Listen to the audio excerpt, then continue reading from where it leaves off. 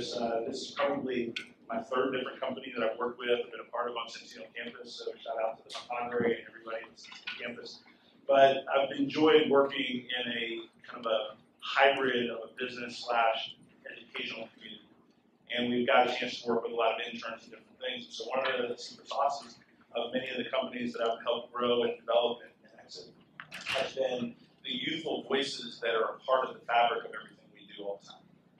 That's diversity, right? There's something about young people that haven't been told or don't believe yet that something is impossible to them, right? And again, one of the things that will occur is you guys as entrepreneurs, as funders, as investors and advisors, entrepreneurship is really about trying, failing, and adjusting, and how do you get to that right answer quickly.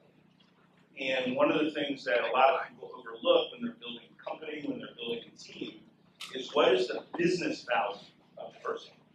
And a lot of times, when I start out and we start that kind of process, it helps to kind of understand my background a little bit. I start with this: I'm the son of a football coach, and a lot of times I'll describe that because what does that mean? It means I grew up in a pretty competitive environment. I grew up in an environment where teamwork mattered. I grew up in an environment where the scoreboard was the barometer, right? It wasn't always how well you did, it's whether or not the team was successful. And all of those kinds of things helped me in terms of becoming an entrepreneur and leading and growing folks. One of the things that I would share is, anytime I'm in the crowd and I'm in the chair that you're in, I want to think through and understand, right? Why do I want to listen to this guy or gal? Why is it worth my time? I'm not sure yet, right? But thank you very much for that feedback. But everybody starts a business because they want to chase a dream, number one. They have a product or a service they think should deserve to be birthed, that deserves to survive, and there's a financial component too. And so I've been fortunate in that I've been a part of probably 5 to 6 different exits, either as an employee, key employee, as CEO for 2, and as an advisor to about 3 or 4. And so from a track record, I've been a part of the different elements of seeing companies grow from a dream, a vision, from a spare bedroom to an actual company, to an office space, to employees, to partnerships, to somebody thinking that the company has enough value that they want to put additional chips in to help it grow and create an excellent event. And so that experience has allowed me to see very much firsthand, first share, if you will, the value that diversity can bring. What I would describe, as we kind of dive in, everything that you want your company to be starts with you as the leader. If you want your company to have a sales-driven focus, that's what you will focus on, that's what you will reward, that's what you will value, that's what you will speak about. So diversity and inclusion in an organization, and diversity of thought, and diversity of feedback, and diversity of culture must be a high priority at the C-level in any organization for it to work, for it to matter, for it to stay. It can't be something that is a once-a-month thing. It has to be something that is in every fiber of what you do, from the recruiting, from the promotion, and from really who has a seat at the table when things are decided about how the organization is going to grow. And so one of the things that, from a mentor standpoint, when I sit on advisory boards or as a board of director, one of the things that I talk to entrepreneurs about and hope that it will take is that you are what you are based on the team that you're able to build. You're not where you are based on what you individually can do. If we think about the most successful companies that people reference most, right? If you think about the Apples of the world, Googles of the world, Microsoft, and different things, companies that set the stage for technology to be a critical fiber of our environment, of our economy. There's very few people who have done things that are magnificent, things that are really substantial, that have done them alone. They've had partners, they've had teams that they have motivated and created an environment where people wanted to give their best selves every day to drive something forward. And so part of having an inclusive environment is how do you share the vision of your company on a day-to-day basis with everyone that matters? How do you reinforce the cultural elements? And I'll give some very specific examples because that's how I live. WalkWest is a company, we're a marketing and advertising firm. And 10, 15 years ago, I would have laughed you out of my office if you had come to me and talked about thought leadership and marketing analytics, and all of these different things. I started my career as a bag-carrying sales guy with a quota and telephone dialing for dollars and how to get money. I didn't understand, care, or appreciate why marketing mattered. And now I run a marketing business. It's pretty hilarious, like if you think about it. One of the things that we've had to do as Walk West is my partner and I, Brian and Norio, I invested in this company 3 years ago when it was Brian and one other web designer, so 2 people. But my goal is I saw some characteristics that I thought 1 + 1 could equal 11. If you fast forward with Walk West, right, it is now about 35 people and about $6 million in revenue in the last 3 years. We were just named number 647 in the 85,000, and we're growing. And one of the reasons that we're growing is we're talking about creative elements of delivering those services to businesses a little bit different. Again, diverse communication. We're talking to them about our strategy group that is led by Kurt Merriweather, who's a Stanford MBA. We're talking about our team that's led by Mike Ionelli, that's not only a marketer, but an entrepreneur. What we do is we layer the fact that we have Sharon McLeod, who ran a business that we acquired in video and storytelling, is an entrepreneur that understands visual storytelling, that built a team that created videos that have a track record of going viral.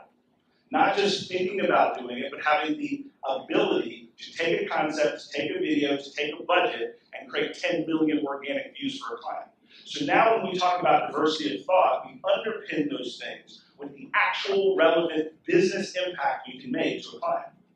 And now all of a sudden that client says, you're different than an agency that I've seen before. When we're recruiting and we're talking to people of different backgrounds, different ethnicities, and we're telling them that story that they can be a part of, we're creating a different mindset and messaging because we're talking to that new potential employee about how their goals and dreams can be achieved with what we're doing. We talked with a gentleman and said, well, you're an agency, but I want to build applications. So well, that's fine. We're a business that serves business needs. So in January of this year, our founder, Brian, spun off from Walk West, and we created a company within our sandbox called Propose, which basically creates digital proposals that kill PowerPoint. You don't need a designer. And basically, you create a digital tether between your proposal and the client. How would you like as a startup to have a technology platform that you could pitch to your clients that you knew when they opened it, you knew how long they spent on what page, you had interactive feedback with the client within the platform. That's what we built because we were using it as an agency for our clients. The idea for that didn't come from any one person. It was an assimilation of all of the different customer contacts that we had and understanding how we could use diverse mindset and innovative DNA to figure out how we could win in the marketplace. And at the end of the day, a startup, a business, is about winning. It is not just about the beer parties on Friday. It's not about the ping pong necessarily. It's not about all of those fuzzy things only. It's about creating an environment for your employees or stakeholders or shareholders that they're better off because they invested with you. And that's the mindset that we explore in any conversation that we have in business. Here are a couple of facts and figures on diversity, and I won't belabor them because most people now understand that diversity and inclusion is good. Number one, you got to watch the numbers. If you're spending money on marketing, then you understand what your marketing return on investment is. Right? If you're doing a campaign and paid search on the Google AdWords, you spend $5,000, you have a certain expectation for a return on investment. If you're looking at diversity and inclusion, you've got to watch the numbers. You've got to watch who's being promoted. What are you doing in leadership? Do you have an environment that really proves out what you're describing? We're pretty proud of what we're doing at Walk West and some of the companies that I work with, and here are the numbers. And by watching those numbers on a regular basis, what I understand is that I need to make sure that our belief system actually aligns with our actions. And then where they don't, we have to figure out how do we make change. One of the things that we did recently, and again, one of the reasons I have a few answers about business is because I've done a lot of things wrong and I've seen a lot of things before. I mean that in a very humility-based way. And you learn how to create major positive outcomes by really learning from your mistakes. So if I were to talk to you about how to win in this new economy, it's how do you give yourself the ability to try, fail, and adjust in a pace that's faster than your competition. And in order to do that, you've got to remain open-minded. It's very, very difficult to entrepreneurs sometimes, because when we start a business, we start with a very significant thesis of how we view the world and how our product or service will change the world. And so anything that fights against us almost is kind of an enemy to that goal. And what we have to understand is those small little differences and changes you make early enough, that openness you create, you don't want to miss the great game-changing idea that's going to come up through the ranks. And so to me, diversity is mostly about who gets hurt in the business. Let me give you some examples. So there's a young guy named Justin who joined one of our teams. And one of the things that we're launching, because we think that everything in business is content-driven. And here's a little soapbox, but it'll intertwine with entrepreneurship and diversity, is that if you think about our macro environment, and you think about our politics, I'm not going to get into a political talk, that's not my goal, but if you just think about our politics, would you say that it's pretty nasty right now? Do you agree with that? You don't have to agree what side of that spectrum, but it's not simple right now. It's very aggressive. It is very much us versus them in literally every sentence from all sides. And what happens is that bleeds over in the business because we are getting inundated with a 24/7 cycle, right, of what is real and what is fake. And so when you're now sitting down with an investor, when you're now sitting down with an employee, everybody is even more susceptible of skepticism than ever before. So what you're fighting for in business is how to win the game of trust. And the macro environment is not being helpful to you. It's not being helpful to us.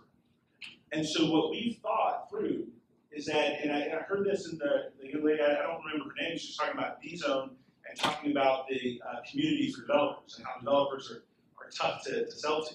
And in many of my companies, I've worked with developers, and it's been the greatest experience and the most interesting experience, all at the same time. I remember as a card-carrying sales guy, I would ask my developers an estimate on SOW for $1 million project, and it always started with, well, Donald, that depends. Man, I know, but like, if we don't eat, it will depend on where we land, right? He was like, yeah, but it depends, right? And I was like, well, it depends on what? And then they would draw out all these different variances and different things. I was like, okay, is it 100,000, 250,000, or $1 million? Well, it's not $1 million. Right? And I don't know if anybody can relate or just uncover laugh, but like, I had to learn that, now this is back to diversity, how to talk to somebody that was different. Here's what I learned. A friend of mine, Howard Kellogg, taught me this. He was one of the technologists in a company called IQ, where I was employee number 7. I was a sales guy, dropped the number. I took him out to coffee. I said, Howard, I can't sell our technology services if you can't give me an estimate that I can depend on a timely basis. And he says, Don, our experience as technologists is everything we tell you gets amplified, and we actually have to do the work. So when I'm giving you shit for this estimate, I'm doing it because I'm afraid that you'll take this information and manipulate this information in a way that I'm responsible for, but I don't agree. I said, Howard, that's like, makes total sense, right? Everything you said is like totally rational. How do we fix this? He says, well, there's a difference in estimating technology projects between an initial conversation with a customer just to get a range, so you know if you're in the same ballpark, or if you're creating kind of a statement of work that you actually have to deliver against. That's true. You're still speaking total facts. Donald, you've got to let us know which one you're talking about. And if you let us know we're in the estimation phase, then we can give you some ballpark numbers, and then we can give you a range that we'd be comfortable with. And then if you would come back to us and give us time to work with the customer to get a little bit more information, then we can work on a statement of work that we'd all be committed to. But part of the reason that we always say depends is because we don't know the business context that you're dealing with. And it sometimes feels like we're just the tech guys and you're just throwing us a question and we're supposed to spit out a magic answer. Howard probably made me millions of dollars teaching me that 25 years ago. Because he explained to me in a way I understood as a sales guy what the technologist was feeling based on the commitments of the organization. He didn't care about the business any less than I did. We were both trying to go in the same direction, but we were talking past each other. How many people have been in meetings where you're frustrated with a colleague and you're just talking past each other? Right? And you don't understand why. Somebody has to be grown up in the meeting, stop, slow down, and say, Peter, Jane, Julie, I simply don't understand where you're coming from, but I want to take a moment and assume that everything you're saying is right. You just have to explain it to me so I understand. We're not debating. It's not on upmanship. We're just having a conversation, but I need to understand where you're coming from so the company can grow. Somebody has to slow that conversation down. To me, diversity is just not the numbers. It's how do you create the ability to get the information you need to win from people that don't talk the language that you do. And that takes a leadership humility. That takes a leadership drive. That takes a focus and intent on the outcome, not winning the conversation. And so many entrepreneurs and brilliant and smart people are so interested in winning the conversation, we lose the business battle. And I personally had to mature out of that so that then I could work with a diverse group of people and slow conversations down to what was the business impact. Another example that I'll use from my past that I think is appropriate. A lot of times you're talking to investors when you start up, and you want somebody to part with hundreds of thousands of dollars for your dream. And asking for money as you're growing a business is difficult. Getting money is even harder. Getting money from the people that you actually want to work with is the holy grail. Most of the time, you're not like the people that you're talking to. Because if you had the ability to stroke $1 million check, you wouldn't be asking for money. When I'm talking to people that I have an ask of, before I make that ask, I want to understand what motivates them.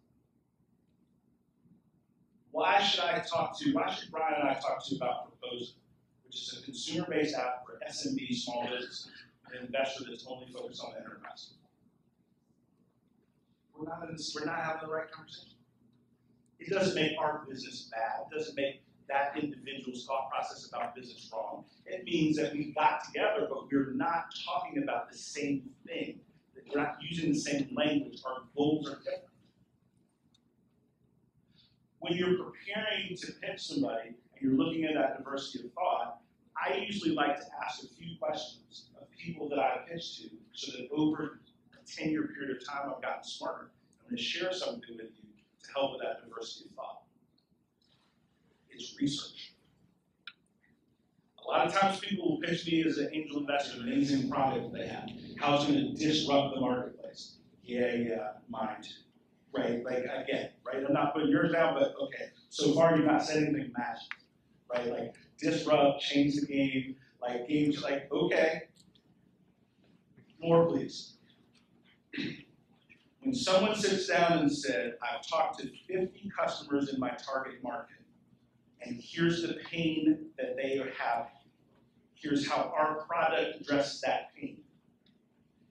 And here's how we're going to test with this group before we even have to build something with your money. And before we actually build something with your $100,000, we will know what to build because we've had 50 to 100 one-on-one conversations with the buyer in the market we're trying to attack. I want to hear from that entrepreneur all day, every day. I find every time I hear that, I want to know more. Who did you talk to? How did you talk to? How did you compile the information? But it is not pushing against their thesis because they took the hard work of investigating before building. The reason we as entrepreneurs have to pivot so much is we don't do our homework first. I mean, like we as entrepreneurs, does that make sense? Like I understand because I've been there.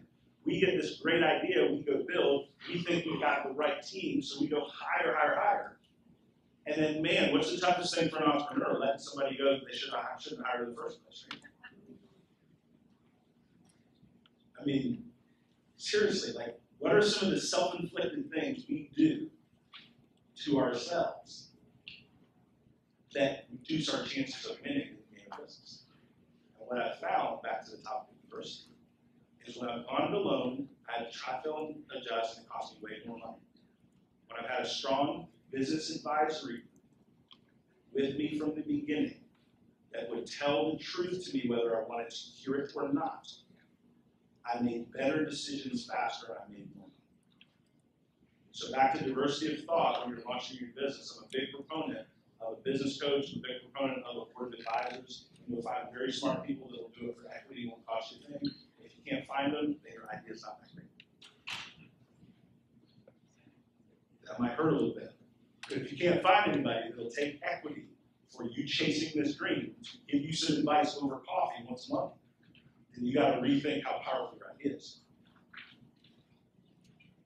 The way that you utilize a board of advisors is to be a sounding board to things that you can hear in private, so that you can take kind of that tussle of learning with some people that care enough about you that they'll be frank with you, but they're not talking to you in a way that's trying to tear you down, right? Or tear your self-esteem low so that you need to really grow a business. And so one of the things in terms of diversity impact is, I think, who do you listen to?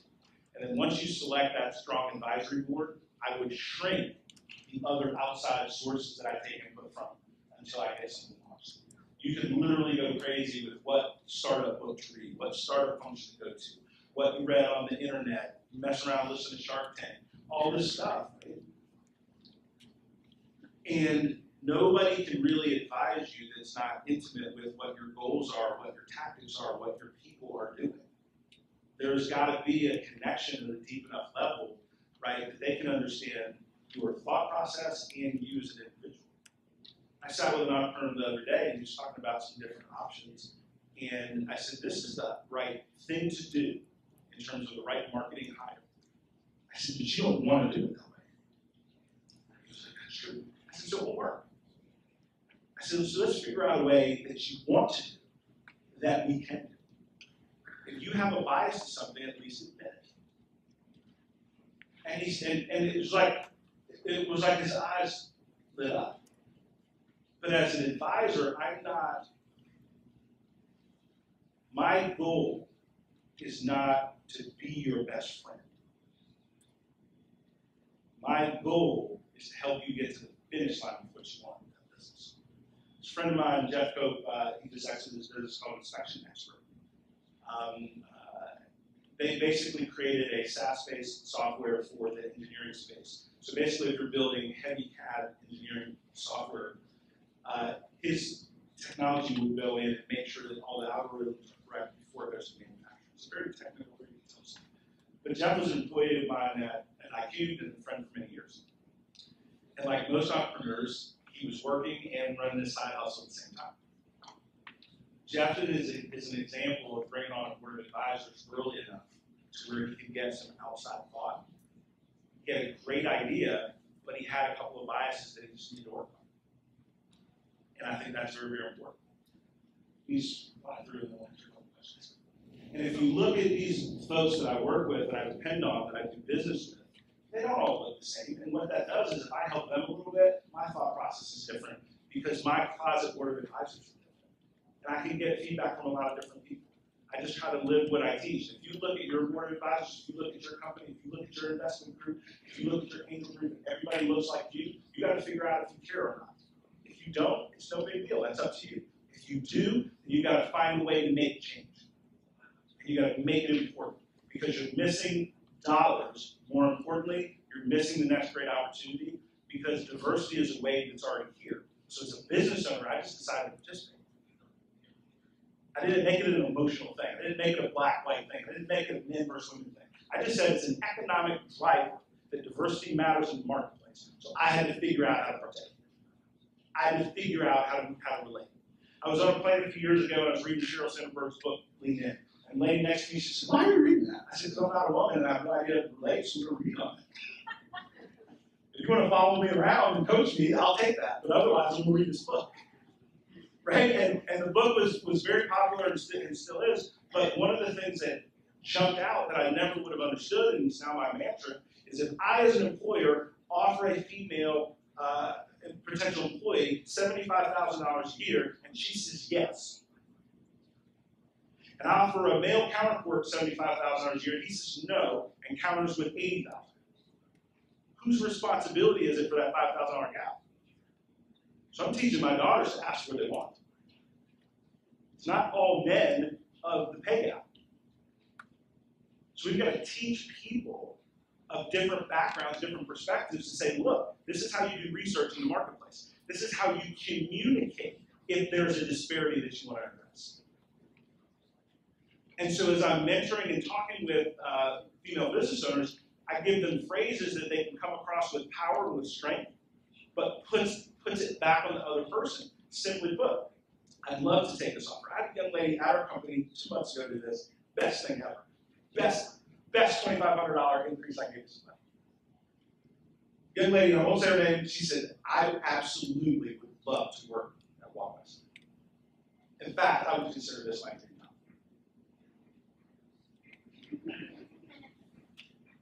But I just feel like we're a little light on the numbers. And if you could just rethink that, I'd sure appreciate it. What? Who's a jerk to that? Like, I mean, really, like, I was like, well, one, I told her, I said, one, kudos. Two, yes, I'll rethink this, because we want you in our building. And we absolutely did it. We came to a reasoned price that worked for her, worked for us, it was all good. But what if she didn't ask the question? Then there's $2,000 to $3,000 still on the table. And you can blame me if you want to. You still don't have the money. Blame somebody else for your situation if you want to, but you still don't have the outcome that you want. I decided not to make the thing personally if I was the only person that looked like me in a room of 500 technologists at some of the meetings that I've been in. If I, as a salesperson, didn't sell to anybody that looked like me for 20 years, I decided not to let that keep me from making it. So then the more successful I became, the more I had influence on who was hired, the more open-minded the companies I was in became amazing. Isn't that interesting? I decided not to make it everybody else's problem. Winning was my goal. That's it. I am very thankful to my mom and dad. My dad in particular taught me this. Fairness is not your birthright. You've got to figure out how to win regardless. That's just what's up. Everybody chasing fairness is in for like a Christmas with coal in their stomach. The second part of the quote. The second part of the quote? Yeah, success is not my birthright. The goal is to win and figure out how to do it. That mindset allowed me to push through environments that were difficult, but I didn't even really notice that much because I was so focused on making it work. So then as a business leader, I had a heart for how things should be, but I knew that you had to have success behind you to be a part of the change that you see. And so to me, when I speak on diversity, I understand the what is. I'm trying to encourage people to control what they want it to be. And it is a totally different mindset. It's a totally different mental model. If I'm using all of my energy to blame you, I'm not creating the outcome that I want. And most business owners are focused on color. Just happens to be green. If you focus your conversation on how your skills help them get more green, they'll be black, white, Hispanic, and other in that building. If you make it about you didn't do, why aren't you, now I have to be defensive. So I just try to make conversations about the common enemy. And I'm rambling, so I'll finish up. Here's some other slices of diversity, but we talked about these, right? Whether it be age, ethnicity, whether it be where you grew up. Right? Different parts of our country are so diverse, right? It's amazing. Right? So you have people from the West Coast, you have people from the East Coast, and different things. You got a nice shell. Age is a huge thing. Here's a quote from one of the leaders within our company. And it's just something that we live, so it's something that for us is really easy to talk about. And then we get to the last thing. And I'll wrap up. One, I appreciate your time, your attention, and giving me the opportunity to share with you and get to know you guys. And I mean this personally, if I can ever do anything to help you as an entrepreneur and a dreamer, I would appreciate you calling me. Reach out on LinkedIn. When I do that, only a handful of do, so don't worry about my calendar. Right? It's just no big deal. But those that do, I try to help, because any success that I've had has been because some really amazing people have taken a cup of coffee with me and answered questions with me, or given me something to read that I needed to learn, and just been really thoughtful. And one of the things that I've found as I've grown in business is the more successful people, the more thoughtful they typically are. It might take a minute to get on the calendar, it might take a little bit. They realize that they didn't make it without somebody else giving them time and attention, and learning and mentoring. And usually when you're talking to somebody that's a little aloof, a little jerky, or whatever, they're really not what you want to listen to anyway, right? Like they're pretenders, right? And the second thing that I'll say is, when you do get time with people that can help you, make sure you try to have a reciprocal gift. Here's what I mean. It's not in money. I've had the people I spend time with the most, they'll say, Don, I can't pay for your time right now in my career, but what can I do for you? And usually I'll say nothing, but I may call on you one day, XYZ. But that simple act of respect and acknowledgement that I gave them something of value is meaningful, right? It creates a thread.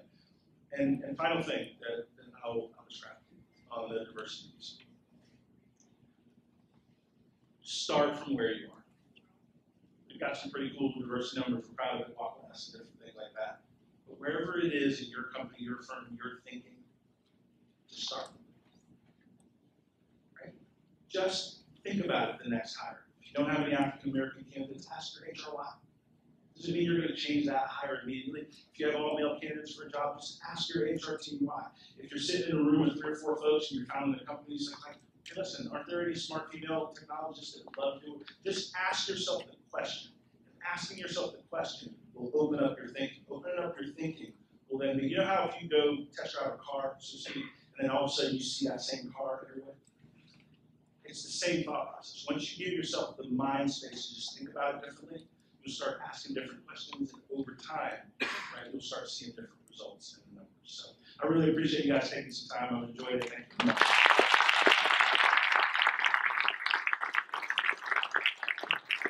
All right, thank you, Donald. Great talk about diversity and culture.